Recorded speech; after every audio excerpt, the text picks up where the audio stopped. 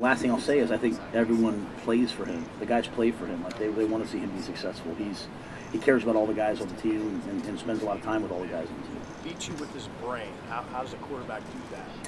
Yeah, I think it's about getting in the right play when there's a check. It's about audibling to a man beater when you got man coverage. It's about sliding the protections. It's about knowing where to go versus different coverages. It's getting the ball to the right guy. Like there's this documentary on Netflix right now called Quarterback, right? And I think what everyone's probably seeing is it's not really it's not really about who has the best arms. It's about who has the best brain, the best mindset, the best feel for the game, who has the mental strength to overcome the physical beating that you take. So I think Jeff has all those things. I think Jeff's an NFL player if he will just continue to develop. Garrett McGuire on a radio interview recently talked about Xavier Betts and just how proud he is of him. Can you just talk about his journey through the spring and where he is right now as part of your program? Yeah, Xavier had to come back. He had to pass 18 credits to be eligible just because of the time away. He'd missed credits, so he had to get his degree percentage. At the same time, he had to do he was going to do football too. So really pleased with him. He's a really, really smart young man, highly intelligent, and he cares about people. So I think Xavier's special in that regard. Not only did he pass 18, he passed 21 credits, which is that's hard to do. And hopefully Xavier sees what he's capable of. He's certainly capable of a lot football-wise. My job is to have people understand that success isn't talent, success is achievement. Just because you're talented doesn't mean you're successful. Yeah, you take that talent and you achieve something, it means you're successful. And I'm really proud of what Xavier achieved this spring and this summer as well, on and off the field.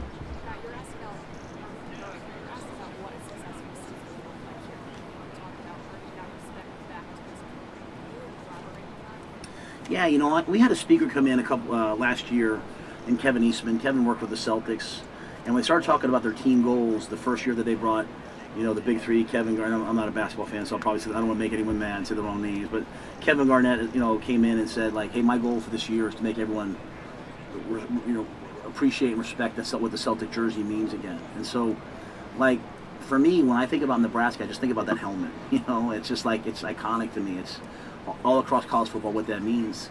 And, are we being talked about right now? I mean, are people talking about, wow, I'm not talking about within Nebraska, I'm talking about nationally. And so for me, this is about us as a program, from the way we practice to the way we travel, to the way we carry ourselves. I told Keith Van this morning, I wanted to be the first guy here this morning. I just want us to do everything better than everyone else. And that pride, that respect that we have for each other and the way that we do things. You've heard me say many times, I don't want our fans coming to the games just because they love Nebraska. I want them coming because they love Nebraska and they know they're going to see a good football team. And so there's a lot on us that we have to do. And so if we're making progress towards that, then people will respect who we are. Our players will respect who we are. Our opponents will respect who we are. And that's the first step towards championship mindset. Obviously, there's a sense of wanting to be as good as possible as soon as possible. But you also have talked about being patient, not getting ahead of yourself. What are the things in the first year that you want to be urgent about, the things that you don't want to compromise on at all, and what are the things that you might have to be patient about as you build the program? Yeah, so when I say patience, I don't mean patient in terms of the results at all. It's 4th and goal every single day in our building. That's the mindset. It's 4th and goal every day. I go away to see my family at the beach, and everyone's like, I know you're on vacation. I'm not on vacation. I'm working from the beach. This is 24/7, 365. We're chasing greatness. I mean, everyone here is sprinting to stay ahead of us. We got to catch them and then get where we want to be. So the urgency is elite. It's just I don't want to skip steps along the way. Does that make sense? Yeah. I don't want to take shortcuts. I don't want to build something that hey, we show everybody a little bit of hope this year, but then next year we take a step back. So I never want year 2 to be year 1, if that makes sense. So this is year 1. I want us to win every game. I want us to, but I'm not right now. I can't think about the games. I want us. I mean, I expect us to do everything right. I expect guys to show up on Sunday and be on time, and so it's just this mindset of everything matters, everything counts. That's all I mean. So I don't want anyone to take hey, Coach Rhule said, hey, calm down, don't get excited. No, there's no one that's more anxious for this than me. It's just that I know the only way we can win the game is if we're awesome all camp. So that's the mindset, you know. And I want our guys to just have this stable, steady every single day. Because like, all right, well, we play Minnesota game 1. What if we win? What if we lose? Like, we still play the next week, don't we? Like, so like, you know, and our guys learned the hard way last year. When you start being like, this is an important game and this isn't, well, Georgia Southern happens. So I don't want us thinking that way. Every single game's an important game. And as I say that to former players, they kind of laugh. They'll be like, oh, Coach Osborne used to say that all the time. We'd roll our eyes. Like, yeah, but that Coach Osborne figured it out before I did. And so I'm just doing the same thing that the people who won in Nebraska did. When did punctuality become a radical thing? Because it seems like being on time is hard now. Yeah, because I think everyone's kind of like on time-ish, you know, like you know, you show up at 8:04. It's like, well, man, I'm here. Like, no, if you have a meeting with me, be here at 8. Like, actually be early, you know. So it's just because I'm willing to act on it, it seems like a bigger deal. I can promise you our players are way more disciplined than most programs. I can promise you that. It's just if you're gonna be late to breakfast 3 or 4 times, or you're gonna miss breakfast or something, I'm gonna take action. It's not because I don't love you, but in fact because I do care greatly about what I can't have guys leaving our program and going out in the real world and not functioning. I'll feel like a failure. And so we're gonna treat our building like it's the real world. Like guys would walk into when I was at the Giants, guys would walk into a meeting early, and Coach Coughlin wouldn't say a word to me, just the fine, right? And you know they have a $2,000 fine, or they miss something, they have a $14,000 fine. I don't want players from Nebraska playing in the NFL and getting fined. I want them knowing to be 5 minutes early. You know, actually get there 10 minutes early, put your phone down and talk to people, and watch how the world opens up for you. How did the NFL experience make you a better coach? Well, obviously, I think the NFL. Well, I think just being around the football and the players, I learned a lot. You know, we're talking about recovery. When you're coaching someone like Christian McCaffrey, like you learn everything that there is out there. Like, hey, coach, there's this thing here, this thing there. So you know, we're building a lot of things in our building. I think for me, on a personal note, like every job I had taken before that had a happy ending. So you know, you kind of always assume it's going to work out. And for me, you know, I'm probably a lot better now because I'm coming off of some adversity. And then see, like, I learned a lot about leadership by leading in tough times. It's easy to lead when things are going well. It's easy to lead when you're winning every game. You know, when you're about to get fired and everyone's, the whole stadium's booing for you to get fired. Like, look around here, guys. And they said, think about if they were going like fire, simple, here, how that would feel. And your kids are in the stands. Like, but I did that. And you know what I learned? I'm tough. And my family's tough. And you know what? After that happened, I went home and saw my daughters. I played with them. I hung out. I didn't take it home. And I learned a lot about, hey, sometimes as a leader, you have to be the one out front taking the bullets so that people behind you can move forward. So keeping that team together through that adversity was something that I'm not proud of. And so as I come to Nebraska now, like, I know if I do something, there's going to be a lot of different opinions about it. And you know what? I respect everyone, but I'm going to do what I think is right. Because I've seen what happens when everyone has an opinion. I've got to do what I think is right and be tough enough to just stand with it. Like, if I think, you know what, guys, we're going to wear this color cleats, we're going to wear this color. Hey, guys, we're going to do that. Like, someone's going to be upset maybe, but I owe it to the University of Nebraska to go all in. I can't go half in and gauge the temperature of everything. I got to go all in. And so I maybe wouldn't have been able to do that if I had not gone through what I just went through. So you've already been in 2 programs where nobody in the room when you arrived knew how to win, at Temple and at Baylor. Now you're in the same situation. How do you take a group of players that aren't used to winning and get that turned around? Yeah, and to me it's unique in Nebraska because there's all these games that are so close. Like, literally, you know how ESPN has like that predictor, like you're 90. I bet you most games in the fourth quarter, Nebraska was favored to win. And so, to me, it's all these things. Like, I talk a lot about being on time. I talk a lot about, well, you know what? Like, if I can't count on you to show up to things in the summer, I don't know that I can count on you to be inside leverage when you're supposed to be inside leverage. Like, because it's these little things that cause winning and losing. So, it's the strength program. It's the nutrition program. It's our guys getting bigger and stronger because, you know what? The stronger, more physical team usually wins in the fourth quarter. They wear the other team out instead of getting worn out. So it's our approach to the offseason. It's our approach to discipline, which to me is just doing what you say you're going to do. And it's also confidence. Like, I want our guys to be confident that we're going to win, even when it looks like maybe like the odds are against us. And so putting them in those situations in practice, inoculating them against that stress, because we have a bunch of good players. They'll play great at practice. My job is to get them to play great in the games the way they do at practice. And a lot of that is just helping them overcome stress, overcoming the fear of failure. So we'll do everything from we'll read a book during preseason camp that talks about it to Guys do mindfulness. Guys do yoga. We yell and scream at practice, so they learn to just tune things out. There's a reason for everything that we do, and hopefully it ends up working sooner rather than later. Promised all easy questions for you. You were a walk-on in college. Sir. What does that say? Obviously, the tradition in college football is not all the stars come in, but how does that help you evaluate talent, knowing that you were a walk-on one time, to evaluate these kids to make them better? Yeah, I think when you're a walk-on, you're I always kind of laugh, like, you show up at 5:30 in the morning to get yelled at by someone like me at practice and do hard things, and you're paying to do it. It's beautiful. And so you know that those guys love the game. The ones that we have, they love Nebraska. I loved Penn State. And they want to be there for all the right reasons. So as much as we talk about all the things that are wrong in college football, I can point out a lot of things that are right. And so I think that's really important. And then at the same time, I look at, one of the best players in football today is Hassan Reddick. He was a walk-on for me at Temple. I learned pretty early on, like, who they are at 18 is not necessarily who they are at 22 or who they are at 27. So we try to give everyone a chance. And by a chance, I mean reps and opportunities and chances to show what they can do. So, and I think for me, like, I love the game because I love the game. And I probably always have a little bit of chip on my shoulder because I knew at Penn State I was going to get a chance. I just knew I wasn't going to get as many chances as everybody else. So I didn't have an opportunity to, like, let things slide. I had to be grateful for my chances and make the most of them. And that's kind of how I feel now coming to Nebraska. Like, I'm getting a chance to do this. I gotta make the most of it. Thanks, Coach. Going back to your NFL experience, did anything draw you back to college, specifically Nebraska, or just kind of? Yeah, I think that I was, we're all meant to do something. We all have a purpose for our lives. I was meant to work with this age group. When I did get fired, it was almost like I was getting eulogized the next day. Like, all my former players were texting me and reaching out to me and, hey, coach, hey, you meant this to me. Hey, coach, you helped me do this. And there's just for me and my purpose, working with young people, I just enjoy the college game. I enjoy recruiting. I enjoy getting to know the parents. I enjoy watching guys graduate. I enjoy watching guys get jobs, have kids. I'm now starting to get to the point where guys I coach, their kids are starting to come up. That's scary but true.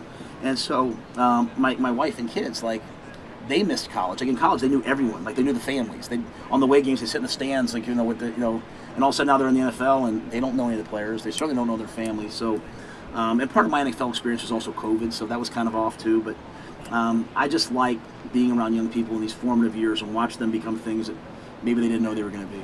Matt, it seems like what is it? Like, what are? Not everybody says that. So Yeah, I like what is it recruiting. about?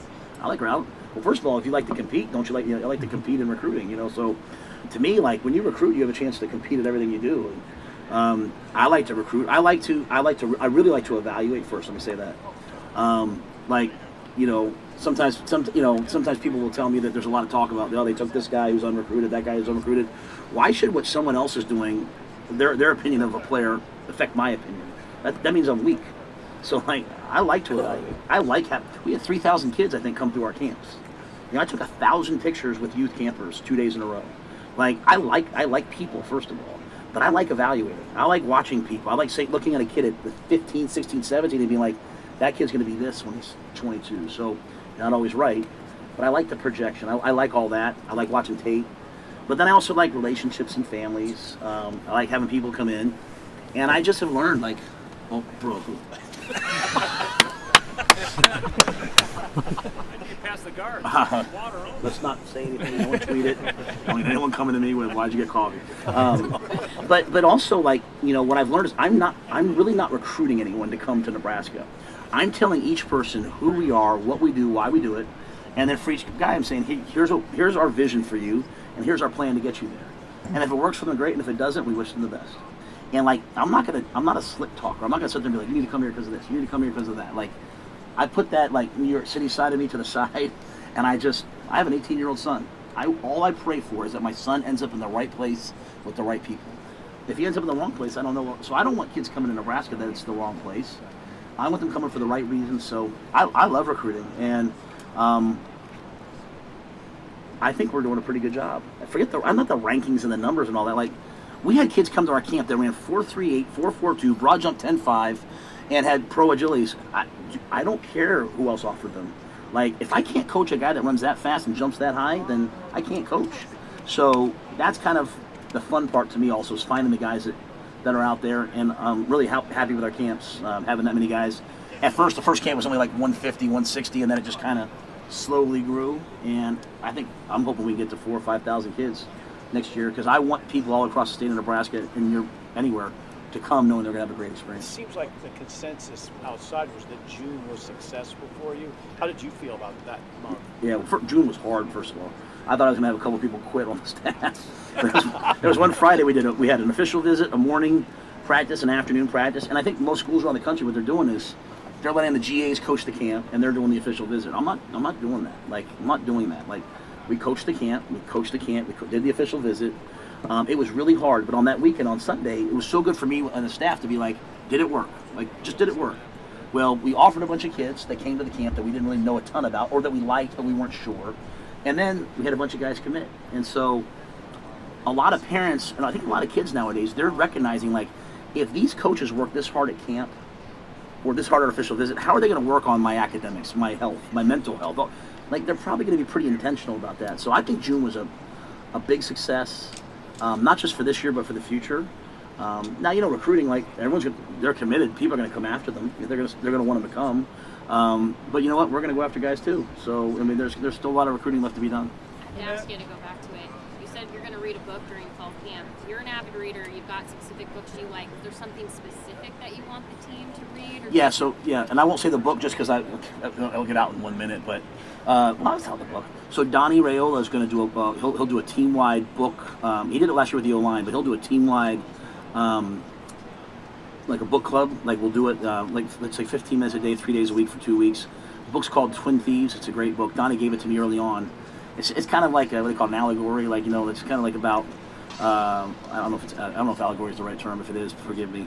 But it's basically about a coach working with a fictional team and helping the guys learn how to overcome doubt, fear of failure. So Donnie and I read all the same books. People always ask, why did you hire him? When I walked in his office and I saw the books he had, I was like, man, me and this guy are definitely alike, because I only read a certain type of book for the most part, and we had all the same base one. So, and it's cool for me. He's going to do that part of it. Dr. Haskell's going to do all the mindfulness and meditation. It's not just me in front of the team. It's Garrett and Terrence are going to do, the quarterback show. They're going to pull out clips and show guys. So all of our coaches have a chance now to get in front of the team at some point. Is it possible that Donovan planted those books to get his job? No. No, he if you know him, he's a psychopath in terms of that stuff. He reads the same things. With recruiting, how do you think the TV deals being on NBC, CBS, Fox will impact Nebraska's recruiting? It's phenomenal. To think that we'll be on Fox national TV the first 2 games of the year. I was in New Jersey the last couple of weeks, right?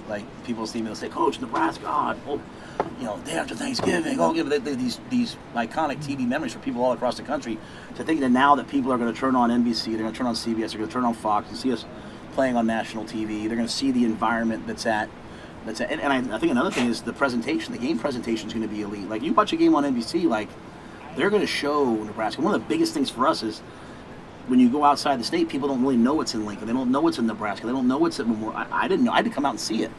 And so I know the teams that are at NBC, CBS, and Fox, they're going to present that in a way that helps us in recruiting at a high level. Coach, you mentioned on the stage just now about those iconic Colorado, Nebraska games growing up, and just how much of a must-see for those. Just curious, now in this role, are you appreciating that rivalry even more? And then also, from afar, have you taken a look at kind of what Coach Sanders has going on, and just any interactions with him over the time? Yeah, I've never met Coach Sanders. I recruited a young man from Trinity Catholic, Quaylen Jones, to Baylor. That was his high school. But on the day that I went in, Coach wasn't in, so I dealt with his assistant head coach and just thanked them for letting us recruit him. I think Nebraska Colorado is good for football. I think as many of the old Big 8 games as we could play, the better. I think it's great when everyone could drive to all the games and see the games. What I don't want just football in this part of the country, in this part of the country. I want it east to west, north to south, because I think it's good for the game in the long run. So, in terms of what Colorado's doing, man, I'm so busy with myself. I don't know. My son's on social media, so he'll show me something every now and then. But I think it's awesome. Coach Sanders is making Colorado highly relevant, and we're trying to do the same thing. Do you have an idea of Nebraska rivalry? I'm sure you're familiar. think about that? Just being preserved, and you guys are going to play each other once a year for a long time.